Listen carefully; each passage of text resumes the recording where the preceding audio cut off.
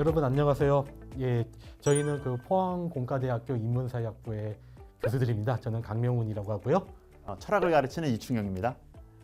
과학사를 가르치는 이동식이라고 합니다. 예, 반갑습니다. 예, 뭐 되게 오랜만에 본 것 같은데 옷이 그대로 안 바뀌고 이런 거 보니까 이게 저희 뭐 작업복인 것 같은데요. 아시는 분은 아시겠지만 정치학을 가르치고 있습니다. 그래서 이번 시간에는 좀 정치 얘기 좀 해보려고요. 근데 이게 조금 재밌는 것 같아요. 왜냐하면 아니 공대에서 정치 얘기를 뭐 이렇게 또 생각을 하실 수 있는데요. 저는 뭐 개인적으로는 제가 이제 전공하는 학문이기도 하지만 정치가 아주 중요합니다. 여러분들이 알던 모르던 간에 지금 정치인들이 내리는 결정이 여러분들의 그 아주 세세한 여러분들 삶의 세세한 부분에도 영향을 미치고 있거든요. 그래서 또 우리가 민주주의에 살고 있고 그렇기 때문에 어느 정도 정치에 대한 관심은 중요하다고 생각을 하는데요. 여기 이 말 듣고도 그런가 싶은 생각을 하신 분들 꽤 있을 것 같아요.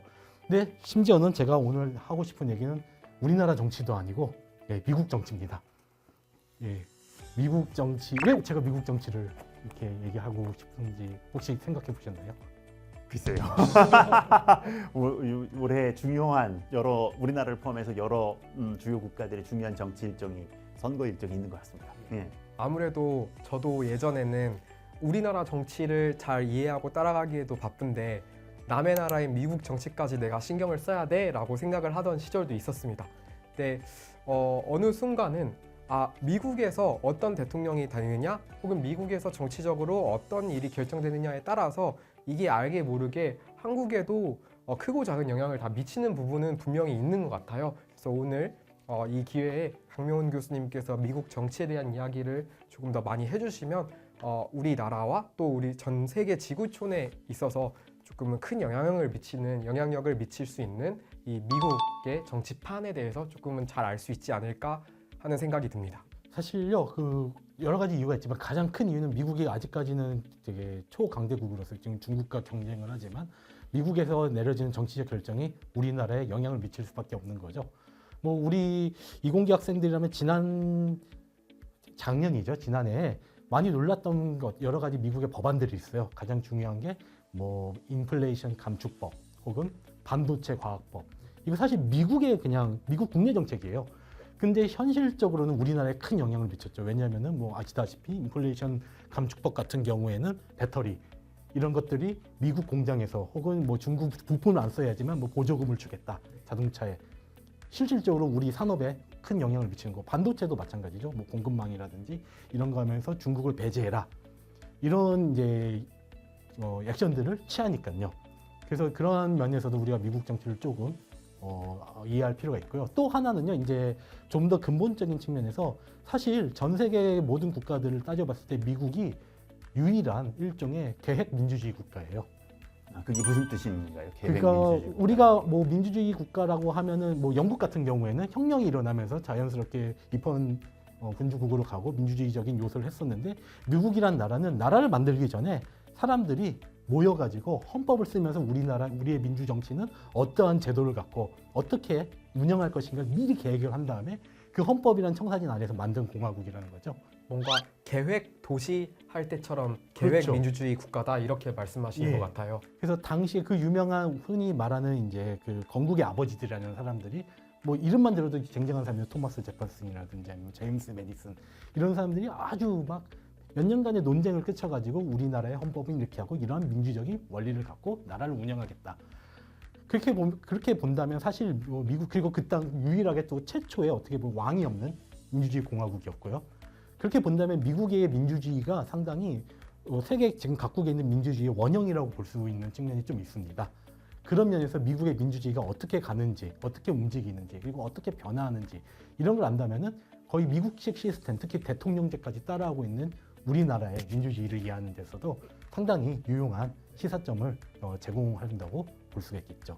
그런 의미에서 제가 조금 재밌는 에피소드를 하나 갖고 왔어요. 사실 작년에 2023년에 뭐 여러 가지 일들이 많이 일어났는데요. 물론 올해도 이제 있죠. 뭐 가장 중요한 게 이제 미국 대통령 선거가 다가오고 있지만 작년에 어떤 일이 일어났냐면요. 미국에 우리나라로 치면 국회, 미국에 의회가 있는데 미국 의회는 두 개로 나눠져 있거든요. 하나는 상원, 그리고 하나는 하원이에요. 근데 실질적으로 하원의 힘이 센데 이 하원 의장이 임명하는데 시간이 되게 많이 걸렸어요. 무려 15번이나 투표를 한 끝에 겨우겨우 하원 의장을 선출했거든요. 근데 더 재밌는 거는 이것도 100년 만에 일어난 일이래요. 미국에서 이렇게 한 번 투표를 해서 보통 다 결정했는데 이게 한 번 이상 투표를 한 게, 그러니까 2번 이상 투표를 한 게 거의 100년 만에 일어났던 일이라고 하던데요. 더 재밌는 거는 이렇게 힘들게 뽑힌 의장이 10개월도 채 임기를 못 채우고 쫓겨났어요. 해임을 당한 거예요. 더 재밌는 거는요. 그 의장 이름이 이제 뭐 조금 시사를 아시는 분들 아시겠지만 케빈 맥카시라는 의원이었는데 이분이 공화당 의원이거든요. 지금 이 공화당이 하원의 다수예요. 그런데 이 맥카시 의장을 쫓아내자고 투표를 제안한 게 또 같은 공화당 의원들이었다는 거죠. 그러니까 이해가 안 되는 거죠. 그래서 사상 최초로 미국이 건국되고 헌정 시작한 이후로 최초로 하원 의장이 해임이 되는 사건이 작년에 벌어졌습니다. 그래서 오늘은 이 주제를 갖고 조금 미국의 민주주의가 어떻게 돌아가는지에 대해서 조금 이야기를 해보려고 합니다.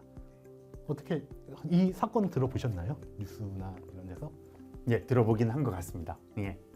어떤 느낌이 드셨나요?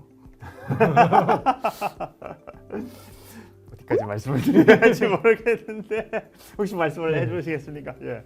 저도 뉴스를 통해서 접하기는 했는데 어렵게 뽑힌 사람이 왜 그만뒀을까? 같은 당 안에서 무슨 일이 일어났을까?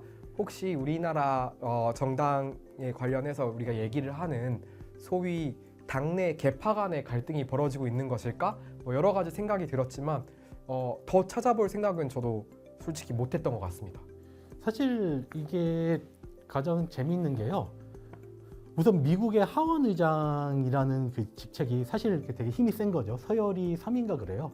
대통령, 부통령 그리고 하원 의장으로 갈 거예요. 물론 부통령이 이제 상원 의장을 겸직을 하고 있고요. 그런데 하원 의장이 이렇게 쉽게 잘릴 수 있다는 것 자체도 사람들이 잘 이해를 못하죠.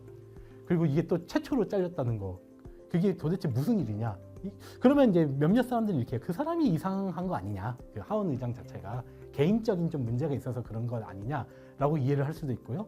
혹은 이게 미국의 그 민주주의라는 것, 미국의 의회 민주주의라는 게 조금 변하는 징후가 아니냐라고 또 이야기를 하는 사람들도 있습니다. 뭐 두 가지 원인들이 다 있겠지만 이제 저는 후자 쪽에 더 가깝다고 생각을 하고 그게 이제 여러 가지 생각을 해봤는데요. 여러분이 혹시 미국 하원 의장을 어떻게 뽑는지는 아세요? 투표로 뽑는 겁니까? 하원 의원들 사이에서 후보로 나오면 예. 투표로. 예, 우리나라에서 국회의장을 뽑는 절차와 특별히 다른가요? 예, 뭐 투표로 뽑겠죠. 또. 예. 저도 투표로 뽑는 것 같습니다. 그러면 그 투표는 어떻게 정해져 있을까요? 그 제도적 절차가요? 보통 다수당이 후보를 내걸면 그에 대해서 찬반을 하는 방식으로, 또는 양당에서 각각 후보를 내면 어느 쪽 후보를 내는지 경선을 하는 방식으로 되는 것이 아닌가요? 예. 그 놀랍게도요, 이 미국이란 나라 자체가 헌법도 되게 짧고 투표 그냥 하원에서 하원 의장을 선출해야 된다 이것만 정해져 있어요.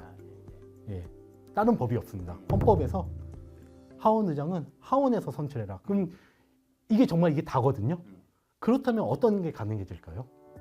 그렇다면 헌법의 그 간단한 조항을 보충하기 위해 이제 미국은 헌법의 수정안들을 또 후대에 붙인 역사가 있잖아요. 그런 걸로 좀 보충하는 규정이나 법안 같은 게 추가된 것은 아예 없나요? 없습니다. 그렇군요. 그럼 정말 규정이 그 한 줄이군요. 예, 하원 의장은 하원에서 선출해야 된다. 그렇군요.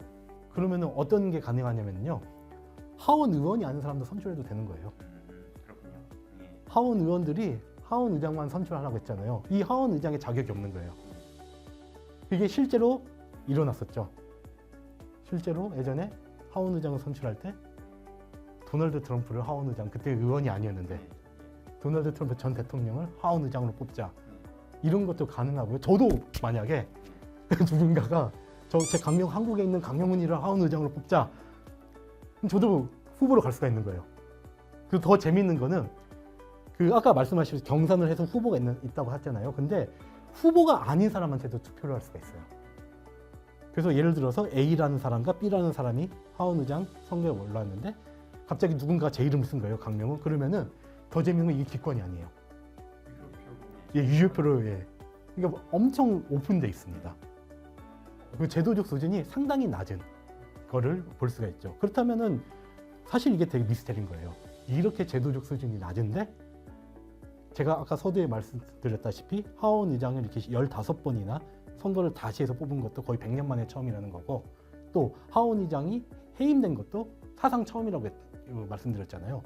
사실 모든 그 한 줄 갖고는 이 모든 여러 가지 상황들을 커버할 수는 없는데 이런 상황들이 안 일어났었다는 거예요, 여지껏. 예, 이게 이제 제가 생각할 때는 우리가 조금 집중을 해야 되는 포인트인 것 같습니다. 왜 어떻게 가능했을까요? 이게 이렇게 제도적 수준은 약한데 이 지금 같은 상황들이 안 일어났다는 것, 좀 긴 시간 동안. 이걸 어떻게 해석할 수 있을까요?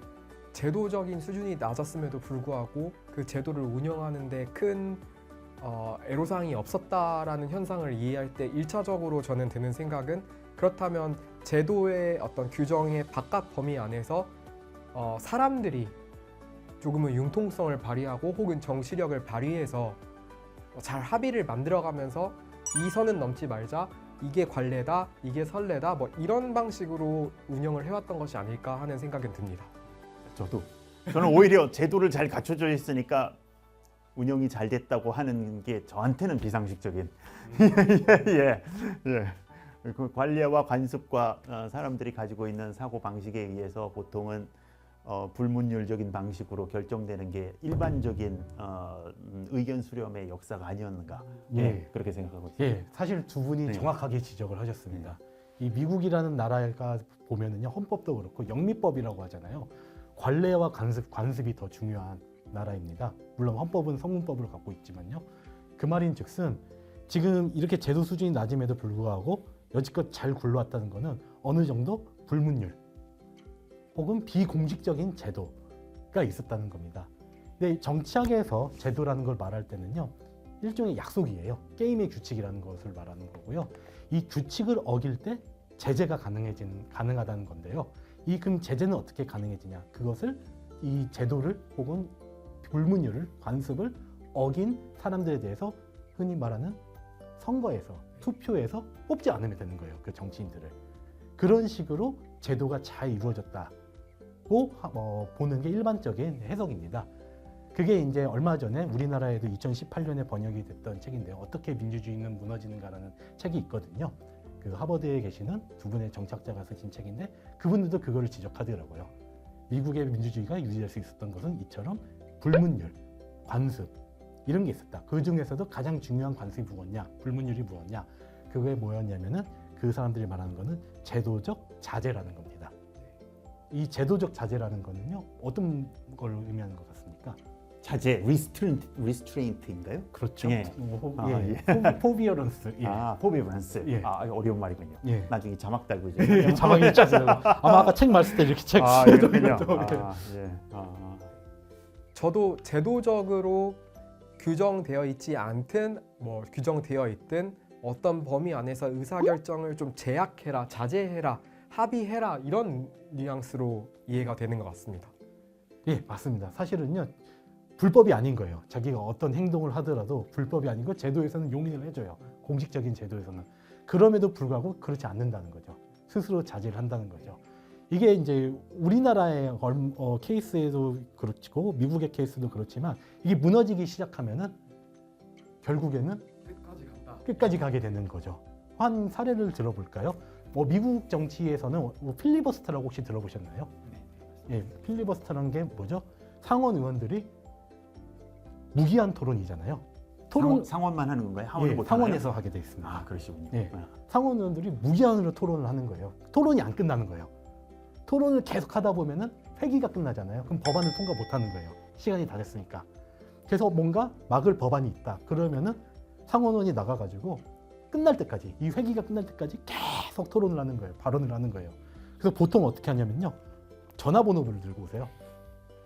두꺼운 전화번호 책을 듣고 와가지고 첫 줄부터 뭐 마이크 몇 번, 뭐 제임스 몇 번 이걸 쭉 읽는 분도 있고 어떤 분들은 성경책을 갖고 오셔가지고 성경책을 쭉 읽고 계시는 분도 있어요.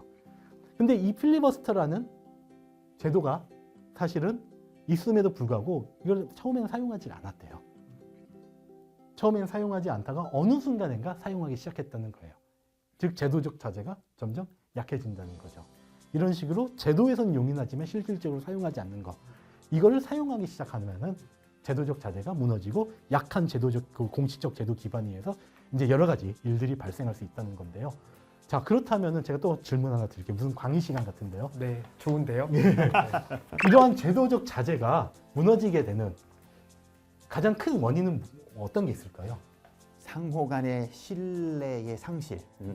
내가 이 약속을 지키지 않음으로써, 내가 자제함으로써 나만 손해보고 상대방은 같은 상황에서 자제할 것이라는 믿음이 없는 상황에서는 내가 자제할 필요가 없다고 생각하는 게 일반적일 텐데, 제일 먼저 그런 자제를 깬 사람은 도대체 무슨 생각을 하고 깼을지는 잘 모르겠습니다. 저는 이런 요소도 있었을 것 같습니다. 기존의 어떤 정치 엘리트들 사이에서는 이 제도적 자제라는 것을 공유하고 있었는데 선거마다 그 어떤 엘리트의 구성원들 혹은 그들의 어떤 가족이나 그들의 어떤 정치적인 후견인, 피후견인 이런 사람들만이 국회에 입성하는 게 아닐 수가 있잖아요. 어떤 민주주의 사회에 의해서 굉장히 비엘리트가 갑자기 벼락 당선이 될 수도 있고, 혹은 나는 정당이 이런 주류 정당에 소속된 사람이 아닐 수도 있고, 그래서 어떤 식으로든 이 비주류 혹은 언더독의 역할을 나는 하기로 마음을 먹고 국회의사당에 들어온 사람이라면, 야, 나는 그런 제도적 자제, 제도적 절제라고 하는 약속에 나는 동의한 바가 없고, 나는 그 규약의 그 암묵적인 합의에 제약받는 사람이 아니야 라고 생각을 하고 막 행동하기 시작하는 그런 사례도 왠지 있을 것 같습니다. 예, 누군가를 떠올리게 하는 것 같은데 두 분 다 맞는 것 같습니다. 근데 제가 아까 서두에 말씀드렸다시피 이 제도라는 게 어떻게 보면 규칙이잖아요. 게임의 규칙이고 이걸 어기면은 처벌을 받는다고 했어요. 만약에 내가 제도적 자제라는 거에 대한 사람들의 그 지지가 높고, 그런 상황에서 제가 만약에 이 제도적 자제를 어긴다면은 어떻게 될까요? 처벌을 받겠죠. 예, 다음에 당선이 안 되겠죠. 당선이 안 되겠죠. 예, 예. 근데 만약에 이제 반대로 제가 그래도 당선에 제 문제가 없어요. 그렇다면 어떻게 해야 될까요? 그러면 할 수 있겠군요. 빗정이 풀리는 예. 거죠. 따라서 지금 말씀하시는 것을 유추해 보면 그 합의라는 게 단순히 정치가들의, 정치 엘리트들의 합의일 뿐만이 아니라 국민들이, 표를 던지는 국민들의 이 정도 선까지를 하면 나는 안 죽어지겠지만 그런 국민들의 어떤 정치인들이 벗어나야 할, 지켜야 할 기본적인 도리에 대한 이해, 암묵적 이해가 가장 중요한 그 민주주의의 틀이 되지 않을까 싶은데, 그런 생각으로 말씀을 하십니다. 예, 맞습니다. 예. 그게 어떻게 보면 코어입니다. 그러니까 민주주의가 안정적으로 굴러가기 위해서, 특히 제도적 자제를 통해서 사실 우리가 모든 상황에 대해서 법을 쓸 수가 없기 때문에 이게 필수 불가결한 건데, 이런 관습, 관례, 불문율이 유지되기 위해서는 그런 기본적인 지지와 신뢰가 있어야 되는 건데요. 자, 근데 국민들이 처벌을 안 하게 됐다고 한다면은 가장 큰 이유는 뭘까요? 왜 제도적 자제를 안 하고 꼼수를 부리기 시작하고, 이렇게 우리가 이전에는 용납할 수 없었던 행위들을 하게 되는데, 그럼에도 불구하고 처벌을 안 하고 계속 재선을 해준다면은, 계속 당선시켜준다면은, 글쎄요, 어떤 이유 때문에 그런 것 같아요? 그 자제를 하는 사람들에게는 자신의 의사를 대변하지 못할 것, 그분들을 통해서는 자신의 이해관계나 또는 의사를 대변하는 일이 일어나지 않을 것이라고, 그런 종류의 신뢰가 뭉개되게 되면 그렇지 않은 대안적인 사람들을, 규칙을 지키든 말든 자기의 뜻을 대변해줄 대안적인 사람들을 찾게 되지 않을까요? 그렇죠. 예. 동의합니다. 네, 되게 중요한 걸 지적하셨는데요. 이걸 조금 더 깊게 얘기를 하자면은, 우리가 이제 요새 많이 듣고 있는 바로 정치적 양극화랑 관련이 있습니다. 그러니까 이전에는 정치적 양극화 이전에 상호 관용이 됐었어요. 예를 들어서 제가 A당 지지자고 저기 우리 라이벌 B당이 있다고 하면은 싫어요. 맨날 우리 당 사사건건 트집 잡고 이러니까 싫긴 싫죠. 그럼에도 불구하고 이 사람들을 정당한, 공정한 경쟁자로 인정을 한 거예요. 이 B당이나 A당이나 결국에는 우리 공동체의 발전을 위해서 서로 다른 생각을 갖고 경쟁을 하는 거다. 그러니까 라이벌이지 이게 적은 아니다 라는 생각을 갖고 있었을지 모르겠으나, 이 정치적 양극화가 심화되면서 생기는 문제점은 드디어 상대방을 이러한 정당한 경쟁자로 보는 게 아니라 적으로 보기 시작하는 거예요. 더 나아가서 이 적을 없애버려야 된다. 적은 우리 공동체에 하등 이득이 안 된다. 없어져야 될 악이다. 이거를 즉 악마하기 시작하는 거죠, 서로를. 그런 악마를 없애기 위해서는 어떤 기존에 지켜야 할 그런 제한들을 지키는 것보다는 그렇죠. 일단 무엇보다도 어떤 수단을 쓰더라도 저 악마를 제거하는 것이 예. 더 낫겠다. 그렇죠. 예. 이런 양극화의 결과로서 이제 극단화가 시작이 되는 거죠. 그리고 그게 정당화되는 거예요. 내가 하는 건 절차적으로는 좀 이런 거 어겨도 돼. 왜냐면 더 거대악이 있기 때문에 이 거대악을 제거하는 게 그게 우선이야. 김어준이 퍼뜨린 논리 이거 얘기하면 되나 이거 김어준이 한국 사회에 퍼뜨리기 시작한 근데 핵심적인 그게 논리라고 사실은 저는. 우리가 네. 지금 미국 정치를 시작했지만 한국 사회에 적용을 해볼까요? 작년에 그 더불어민주당과 그 지금의 국민의힘이 둘 다 이렇게 흔히 말하는 제도적 꼼수를 부리고 그거를 정당화했어요. 가장 대표적인 사례가 검수완박. 예. 민주당에서는 어떠한 제도적 꼼수를 했어요? 그 민주당 의원 한 명이 위장 탈당을 했어요. 예. 탈당을 한 다음에 무소속 의원이잖아요. 그래서 안건조정위원회를 무소속으로 들어간 거예요. 왜? 안건조정위원회에서는 그 소수파와 다수파가 합의를 해야지만 그 안건을 처리할 수 있겠거든요. 그런데 소수파가 반대를 하면 못 넘어가는 거잖아요. 그러니까 민주당 의원이 소수파로 위장을 해서 무소속으로 그걸 통과시킨 거예요. 그렇게 통과된 법이 검수완박이었죠. 이것도 어떻게 보면은 법에서는 이거 오케이예요. 하지만 제도적 자질을 하지 않고 이걸 인정하는 거예요. 정당화는 그럴 수밖에 없었다. 근데 반면에 검수복귀였나요? 당시 이제 한동훈 법무부 장관이 시행령을 통해서 그 의원들은 이렇게 하라는 거를 다 원상복귀 시켜놨죠. 이거는 사실 상권분립에 어긋나는 거거든요. 법은 입법부에서 입법가들이 만드는 거고 행정부에서는 이행만 하는 건데 대신 입법부가 우리가 잘 모르니까 행정부 사람들한테 니네가 이걸 잘 해석해봐. 이 정도의 권한을 주고 이게 시행령이거든요. 근데 그 시행령을 통해서 사실 원래의 의도와는 정반대로 그 법안을 시행한 거죠. 이것도 전혀 위법이 아니에요. 하지만 그 제도적 자제를 벗어난 거죠. 자, 미국 의회로 다시 돌아오자면은 결국에는 이 하원 의장이 선출이 100년 만에 장기화되고 그리고 해임이 됐던 것도 이러한 하나의 징후로 볼 수가 있다고 볼 수 있습니다. 이전에는 하원 의장이라는 거는 조건 실천 간의 다수당의 리더가 하원 의장을 맡는 게 관례였고 그게 다 관례였기 때문에 여러 번 가지도 않았어요. 한 번 그냥 딱 선거에 나오면은 다수당 리더를 하원 의장으로 뽑는 거 그게 관례였습니다. 근데 그 관례가 무너지기 시작했다는 거죠. 자, 그럼 여기서 중요한 질문은 아까 말씀하셨는데요. 누가 이 제도적 자제 이런 관례를 무너뜨리기 시작했느냐? 여기에는 답이 있습니다. 혹시 프리덤 코커스라고 들어보셨습니까? 뉴스에서 막 나오는데 그 트럼프와 같이 좀 극단적인 정치인들을 지지하는 사람들이 모여가지고 그런 후보를 몰고 그런 정치 세력들이 모이는 그런 거 아닌가요? 그렇죠. 예. 이름 자체가 프리덤이 들어가잖아요. 프리덤은 극단적인 사상은 아니다. 아니지만 자유지상주의자들이죠. 어떻게 보면. 근데 여기서 말하는 자유라는 어떤 겁니까? 국가로부터의 자유. 국가가 내 월급으로부터 내 소득으로부터 세금도 떼가면 안 되고 국가가 나한테 이래라 저래라 하면 안 되고 내가 하고 싶은 대로 놔둬야 된다. 이런 이제 프리덤을 의미하는데요. 사실 이 프리덤 코커스의 사실 시작은 혹시 티파티라고 들어보셨어요? 티파티 유명하죠. 역사적으로 보스턴 티파티. 그 보스턴 티파티 보스턴에서 유학을 하셨으니까 아시고 근데 보스턴 티파티가 왜 일어났죠? 보스턴 차 사건 예.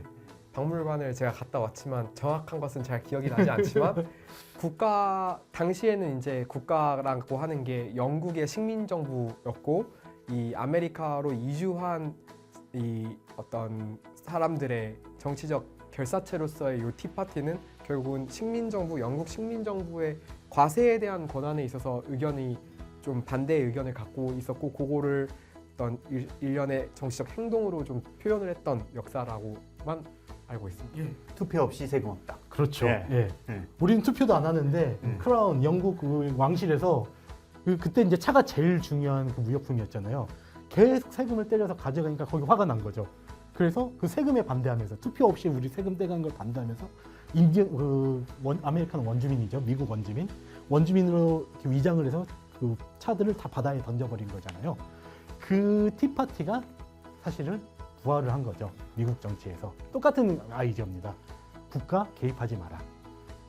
국가가 왜 세금을 떼가냐? 특히 오바마 때 오바마 케어라고 의료보험에서 세금을 떼갈 것 같으니까 여러 가지 내 돈을 걷어갈 것 같으니까 거기에 반대하면서 국가가 왜 재정을 확대하냐? 그런 거 하지 마라. 하면서 모인 일련의 단체가 바로 티파티였습니다. 특히 공화당 지지자를 중심으로요. 제가 한 가지 질문이 있는데 저는 네. 그분들이 티파티라는 말은 빌려다 썼는데 실제로 그분들 같은 부를 하고 볼 수 있는지는 저는 잘 모르겠습니다. 그리고 이름만 갖고 온 야, 거죠. 그래서 예. 예, 아무튼 예. 저는 그 문제에 대해서는 실제로 굉장히 깊은 질문들이 예. 있어요. 좀 하십시오. 정치적으로 센서티브한 질문들이긴 한데 아무튼 예. 계속 말씀을 하시죠. 예. 예.